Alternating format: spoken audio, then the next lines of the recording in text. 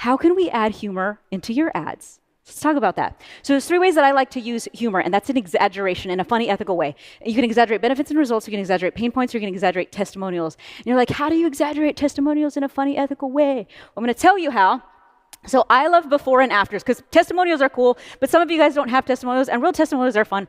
But what happened was, I started running ads for a cologne company, and I was like, okay, I want to do, like, what is the desired result that they want, right? If a guy wears cologne, it would be amazing if, like, he sprays a cologne, there's all these, like, women show up, and they're like, wow, you're amazing, just from using this cologne. And I was like, this is a great idea. But I didn't have a guy, and I didn't have any women. So I was like, okay, how do I do this? So the question that I always ask myself, what do I have access to? So what I did was, I went to Walmart and I bought a few dolls, and I was like, this is going to be great. I'm just going to use these dolls instead, and everybody's going to like get it.